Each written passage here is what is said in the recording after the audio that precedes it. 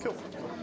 All right, guys. Next, we've got our next speaker. We've got Allan Liska from Recorded Future. Thank you very much. Let me turn that off. I want to hear. Thanks, Allan. So, yeah, Alan's come over from the States for this event, so he's going to give a really interesting talk, and hopefully you guys will all enjoy it, and give him a round of applause to get started. It's not that interesting. Wow. Wow. You know what? I can't go on, man. So today we're going to talk about DNS over HTTPS. First of all, my name is Allan Liska. I am a ransomware researcher at Recorded Future. I've been in cybersecurity for about, it measures in decades now, so I'm not going to give a number. And I'm really excited to be here. Will and his team have done an amazing job, so everybody give them another round of applause because that's incredible. And Marcel, I would have happily given up the rest of my time to continue listening to your talk because I think you're definitely one of the best.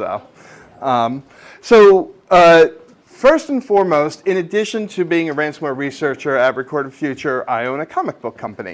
In fact, some of our stickers are down there, so I'd appreciate it if you all buy some comics so I can get the hell out of this business. But one of the advantages of owning a comic book company is I know a lot of amazing artists, including somebody who works for The Simpsons who updated this meme for me. So I'm going to post this on LinkedIn, and you all are welcome to steal it and use it widely and available. That is a Simpsons authorized malware meme, so I'm pretty excited about that. So let's talk about DNS over HTTPS. First of all, anybody familiar with the DoH protocol? Few, okay. That's good. Most people aren't. So DNS over HTTPS is one of those things that we like to do in tech, kind of like AI, which is a solution to a problem that nobody has and something that nobody asked for. It's introduced through RFC 8484. It's a protocol that allows for sending and receiving DNS responses over HTTPS. The idea was supposed to be that it increases privacy and security by preventing eavesdropping and manipulation of DNS traffic. So generally speaking, DNS itself is a UDP protocol that is completely open. So anybody can sit and listen in and intercept traffic. It's also relatively easy to redirect DNS. If you have a Windows machine or a Mac machine or a Linux machine, somewhere on there you still have a host file, which is a remnant to when we first started DNS. And there are still bad guys that will manipulate where your DNS traffic is going just by editing that host file. And it's kind of this little thing that most people don't know about and most organizations don't protect against. So the idea was it would increase privacy and security by preventing eavesdropping and manipulating of traffic. The problem is bad guys also like to use these protocols, and they can take advantage of all the things that are supposed to be good about DNS over HTTPS. So the way it works is DoH client connects with the pre-programmed DoH server, sends a DNS request, but again over SSL to that server. It then that proxy then forwards it over to a real DNS server, gets the translation, and sends it back. So all that you see on your local network traffic is an SSL request. So a typical HTTPS request looks just like every other HTTPS request, which for most organizations is the bulk of their traffic, so it blends in really nice with any other traffic that is on the network, and it's really hard to figure out what's going on. And this is why we can't have nice things, because bad guys start using this. In fact, starting in 2019, a little bit after the RFC was approved, we started seeing the first malware using DNS over HTTPS. And it's just kept up over time, but as you can see, starting last year, we saw this nice little bump in more and more malware using it. So one of the things that we do at Recorded Future is we have a whole lot of malware collection and a lot of malware repository. And so I went to our engineers and said, hey, I want to find a list of all the malware that's using D'oH as a CNC, command and control protocol. And they're like, well, how do we do that? I'm like, I don't know, man, you're the malware engineers. I'm just a stupid researcher. And so then we had to reconstruct how malware uses it and I had to help them develop a query and so on. So kind of what Marcel was saying about how you kind of have to share your knowledge and information, disseminate it, and nobody's an expert on everything.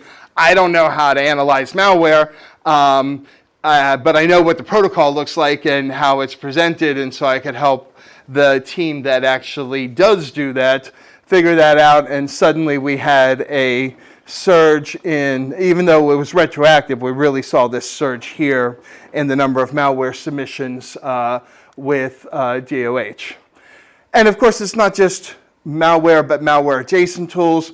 Cobalt Strike very much relies on DoH as an exfiltration protocol, as does Brute Ratel, Silver. All of the tools the bad guys use to exfiltrate stuff out of your network also use DNS over HTTPS. So I want to look at some of the tools that are using or that have used DoH in the past. The first is Godlua.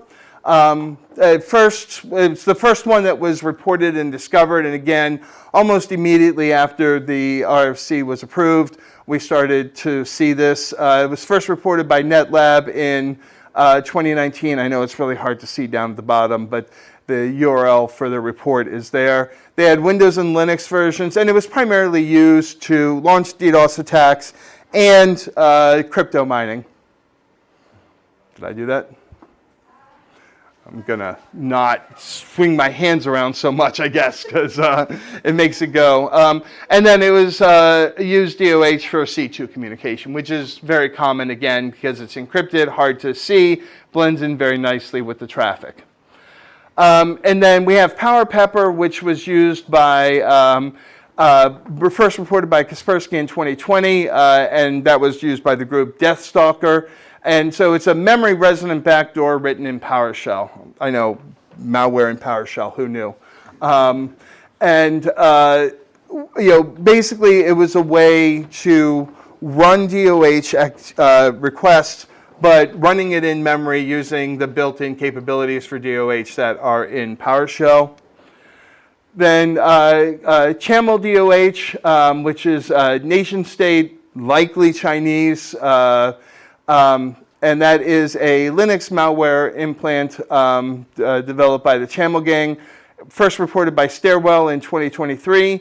And it basically enables attackers to remotely access infected devices, gather system information, and execute various file operations. So it was a remote backdoor way to get into the network to put the implant down, and then you could call in. Again, everything done over HTTPS, so blends in nice.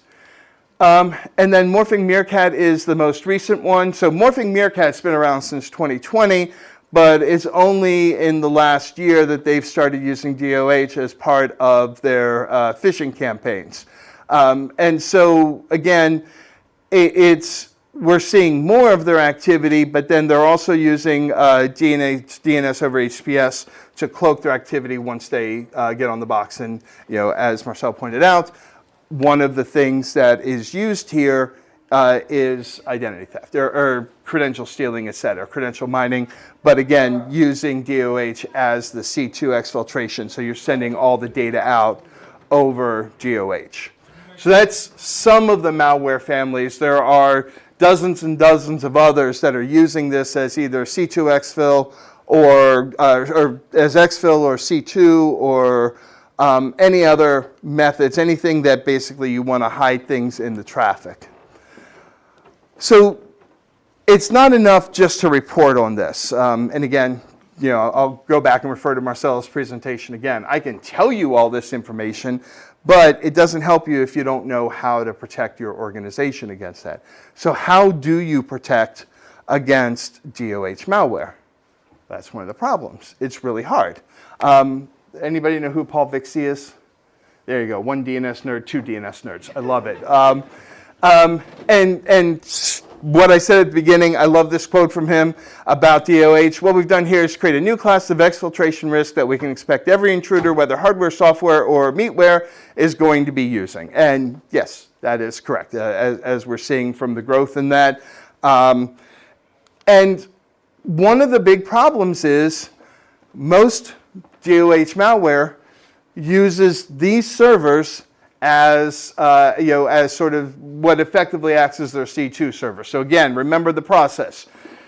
You send an HTTPS request to a server. That server then translates it to DNS, it gets the response back, and then sends it back to you over as part of the HTTPS response.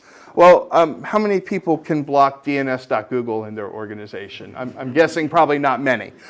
Same thing with Cloudflare. Now, and please, if you work for Cloudflare, please take this back to your CEO. While the rest of us are trying to fight malware, Cloudflare is encouraging more malware. So good job, guys, but I still realize you probably can't block them either. Same thing with Quad9. Some of the others, obviously, yes, you probably can block down the road, but because they use common infrastructure, it's really hard. It's like malware that uses AWS as a C2 or Azure. These are things that you can't block, which makes it very difficult as a method to, as a securing method, but at least there are things that you can monitor for. So maybe DNS.Google requests over port 53 are fine, which is DNS port, but over 443, those you might be able to block. It depends on how what's the word I'm looking for? How specific you want to get with your firewall rules. Now, you can administratively disable DOH within your organization's web browser, and I highly encourage that if it's not something that you're using. So a lot of them, Firefox and others, have DOH enabled by default, and that's what they'll use. But if you disable that administratively, then that helps protect you. However, that only works with browser implants. And don't get me wrong, browser implants are a real problem. It's funny, having been in the industry for a really long time, I went through Internet Explorer hell, right? And how bad Internet Explorer was. And then we got this new breed of browsers, and they were much more secure and much more protective, and we didn't have to worry about the browser anymore. And then it turns out the bad guys figured out how to infect those new browsers as well, and we're back to the point where there are browser implants and browser vulnerabilities almost weekly being announced, and yes, again, back to using ads and other things as a way to trick people. So if you can disable it within the browser, that's great, but that only impacts the browser. You also have to look at other tools that may be using it. So again, a PowerShell-based malware is going to use the native PowerShell API calls to use DOH. That's a lot harder to block. And in fact, Will and I were talking about this last night. So many of you all don't log PowerShell. So if somebody is using that, you won't know that they are, because there's no log request to do. And I get it. For a lot of organizations, trying to log everything that's in PowerShell can be painful, and searching through all of that can be painful. But PowerShell, as somebody who's studied ransomware for years, I don't know of any ransomware attack that doesn't use at least some PowerShell. So being able to monitor this stuff in PowerShell, and being able to monitor for these kind of attacks in PowerShell is really important. And then some of them, of course, have it built in. So if they've written it in C, C++, they're likely going to use their own libraries and so on, so that's harder to detect.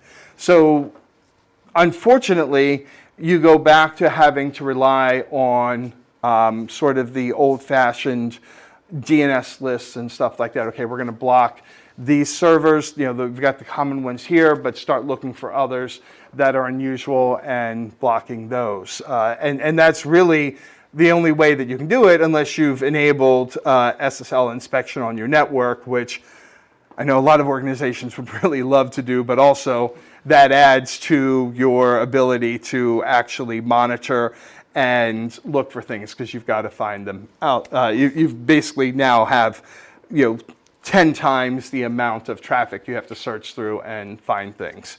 So it's a really hard challenge, and it's especially a hard challenge because so many organizations already don't do a great job of monitoring DNS in the first place. DNS is one of those protocols that's often overlooked or outsourced or not thought about or considered an IT problem, not a security problem, yet DNS is a critical component of so many malware attacks, and it's just something that's kind of looked over. And I get it.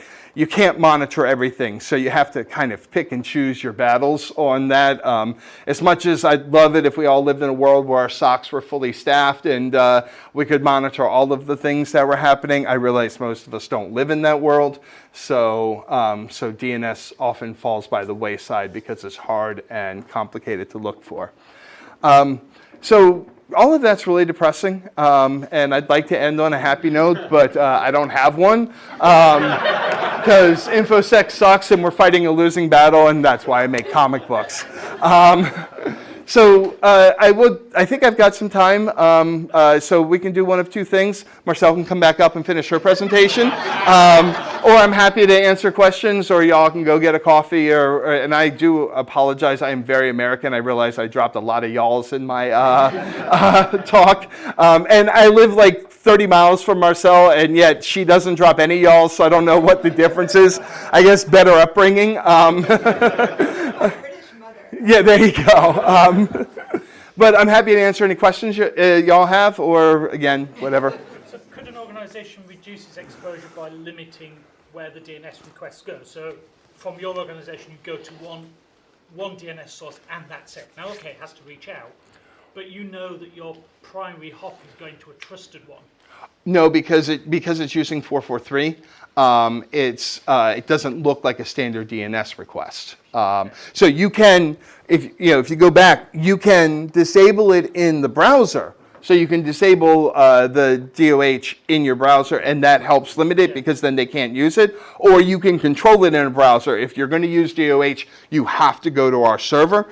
So in that way, yes, but it doesn't help with fully compiled malware, where the libraries are all built in, and it's going to make an SSL request that's not going to look like it. But broadly speaking, you should definitely do that. You should make sure that all DNS requests are routed to, and nothing on port 53 or any of the other DNS ports are leaving your firewall. So that is a very good tactic for broadly protecting against DNS attacks, because at least you have the logs of all the normal ones. It just doesn't always work with this, depending on how the malware is implemented.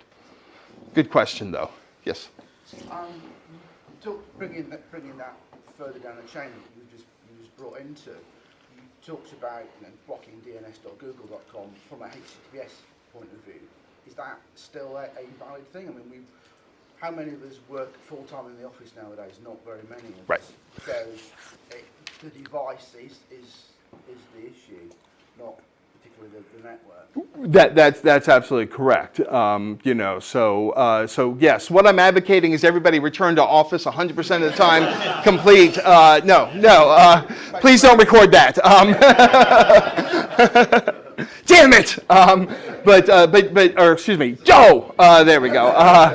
But yes, now there are things that you can do if you've got like Zscaler or some sort of on-prem firewall. You can put, on laptop your agent firewall. You can put those requirements so that even when people are home and using their work laptop, you can tamp down some of those requests. But again, that's a lot to manage, and then you have to deal with all the help desk complaints. I can't get this plugin that I installed. Well, why are you installing a random plugin on your browser? Don't do that. Highlight another problem that we've got. Then how do we put the mitigation in for that? Right. Yeah. Exactly. And I mean they all build on each other. Down the track, aren't we? Yeah. And I mean, and ultimately. And so we are, so Recorded Future, I've seen that process because I've been there 9 years, where, when I started 9 years, it's like, go buy a laptop and then connect to our things, and that was the extent of our security. Don't do anything stupid was effectively what it was. Now we've got a much tighter security control, and we've seen over the years, as we've tightened up what we do and what we monitor and manage, that generates a whole lot of complaints, but it's kind of what we've had to do to take control. It was one thing when we were 80 people, now we're 1,500 people. Those are the kind of things we have to manage. So, but your point is valid, right? That is, you can protect within your workspace, and you can even protect within, if you're going to use agent firewalls and stuff like that, you can even protect the laptop, the work laptop connecting remotely. But what if you've got an employee that's accessing Salesforce from from a home laptop because theirs isn't working or whatever? Bring your own disaster problem. Right, because it doesn't matter where the credentials are stolen from, whatever machine it's stolen from. If they're there and they're out there, they can be used to compromise your org. So it really is. I mean, broadly speaking, it's a real challenging problem. There are definitely compensating controls you can put in place, but know the limitations of those compensating controls. That doesn't, and I know that sounded a little defeatist. I don't want to say, well, don't do it because nothing matters. It's all going to fail anyway, and you're going to get hacked. I mean, that is what's going to happen, but we should do better to try and improve the security as much as possible. It's like they say with, if you at least lock your car, then the casual thief is going to go to somebody whose car is unlocked. You're moving the problem away. You're making it harder for bad guys. Right, exactly, and that gives you more chances for detection, and that's, I know. It's almost cliche at this point to say, oh, defense in depth is important because everybody says that, but it really is true. And part of that is it gives you multiple tiers of failure. Oh, we missed this, but because we were monitoring at these levels, we caught the second thing they were trying to do. So we missed the initial access, but we got the first stage of the attack, et cetera. So yes, do those things. Just know there are limitations to them. Yes? So does DoH usually follow the same sort of exfiltration methods as normal DNS, but with the SSL on top? Right, exactly. So it's used for the same things that you would use DNS for. So C2 communication is the number one thing that we see DoH attacks for. And then number two is exfiltration. So they'll exfiltrate over that. Because again, right now there's so much SSL traffic. It used to be it'd be really weird if somebody was sending a lot of data over SSL, but now everybody's sending a lot of data over SSL, so you don't always notice it. And so it blends in, unfortunately, a lot better. Cool. Any other questions? Oh.